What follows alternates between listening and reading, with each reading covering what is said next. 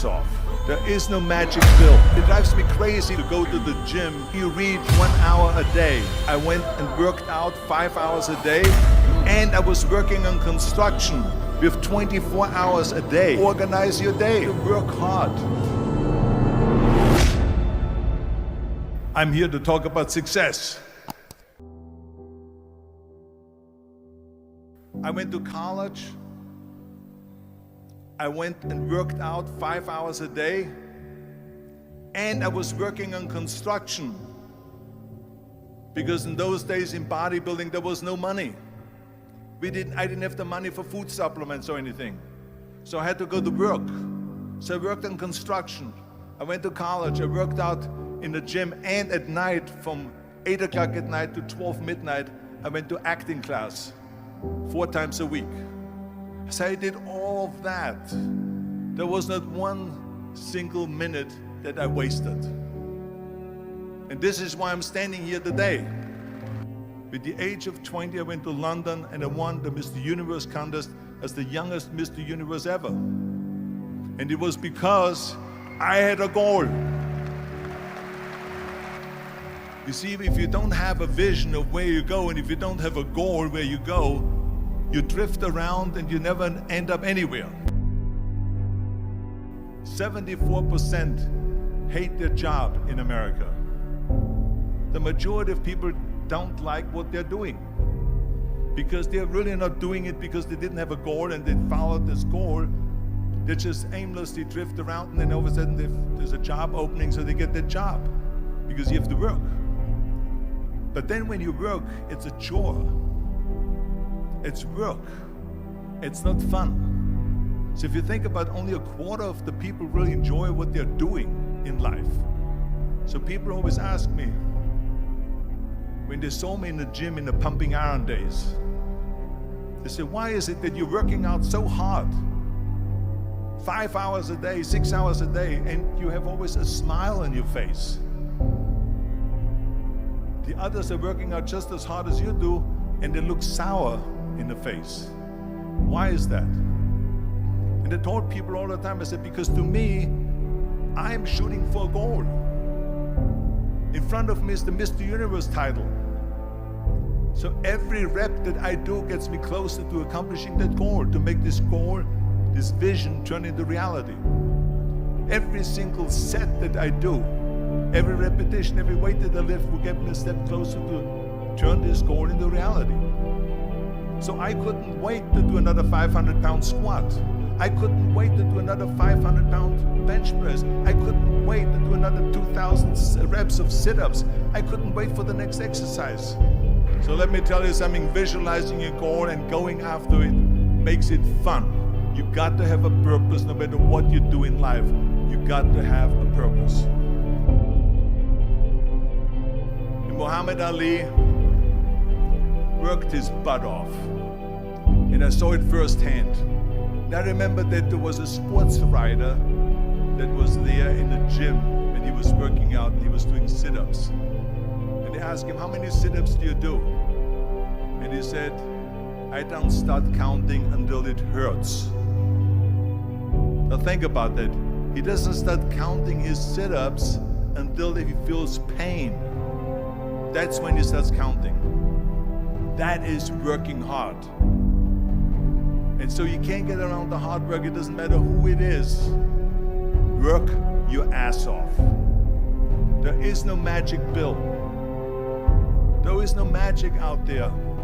You cannot get around. You have to work and work and work. Make sure of this and make sure of that and all that stuff. So it's work. And it drives me crazy when people say that they don't have enough time to go to the gym for 45 minutes a day and work out. Or to do something for 45 minutes to an hour a day to improve. If it is physically improve or if it is mentally to improve. Imagine you read 1 hour a day about history. How much you will learn after 365 hours in 1 year. Think about if you study about the history of musicians, of composers, how much you would know. Imagine if you would work on the business on some business that you want to develop every day for an hour, imagine how further along you will go and get. So it drives me nuts because when people say we don't have the time, we have 24 hours a day. We sleep 6 hours a day, so that gives you still 18 hours. So there's someone shaking their head out here in front. They say probably, I don't sleep 6 hours, I sleep 8 hours, right? Or just sleep faster. So we have 18 hours a day. The average person works around 8 to 10 hours. So let's assume it's 10 hours, so we have 8 hours left. Then you travel around an hour a day, maybe 2 hours a day. So now you have still 6 hours left. So what do you do with these 6 hours? What do you do with these 6 hours? Then we eat a little bit, then we schmooze a little bit, talk a little bit to people and all that stuff. But you can see how much time there is available if you organize your day. So you got to work hard. I hate plan B. And I tell you why. Because we have so many doubters, as I've said earlier, the no-sayers. We have so many of those people that say no and you can't do it, that's impossible. That is okay because we just turn off, as I said earlier, and we listen and we hear the no being a yes.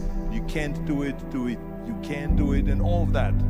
So that is possible to do that amongst all the negative people around you. But when you start doubting yourself, that's very dangerous. Because now what you're basically saying is that if my plan doesn't work, I have a fallback plan, I have a plan B. And that means that you start thinking about plan B, and every thought that you put into plan B, you're taking away now that thought and that energy from plan A.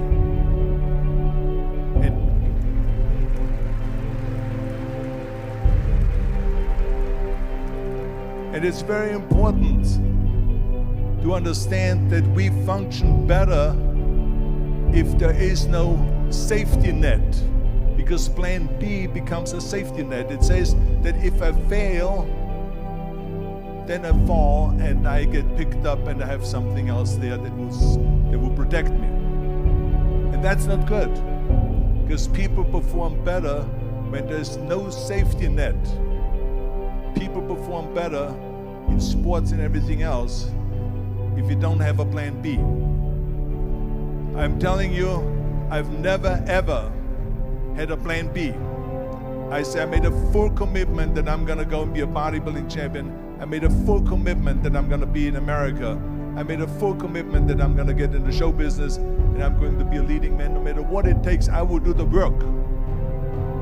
I will do the work over and over and over until I get it. And the same was in politics, in everything like that. So to me, it is very dangerous to have a plan B, because you're cutting yourself off from the chance of really succeeding. And the reason, one of the main reasons why people want to have a plan B is because they are worried about failing. What is if I fail, then I don't have anything else? Well, let me tell you something, don't be afraid of failing, because there's nothing wrong with failing. You have to fail in order to climb that ladder. There's no one that doesn't fail. Michael Jordan said in one of his interviews, when they said, "You're unbelievable, you're the greatest basketball player of all times." I mean, tell me about that. And he says, well, you're just mentioning the successes. But he says, for me to become the greatest basketball player, I missed 9,000 shots when I was playing basketball at the NBA games. So during these games that he was so successful, he missed 9,000 shots. Does it make him a failure? No. He's one of the greatest basketball players of all times, but he failed 9,000 times. Do you get it? We all fail. It's okay.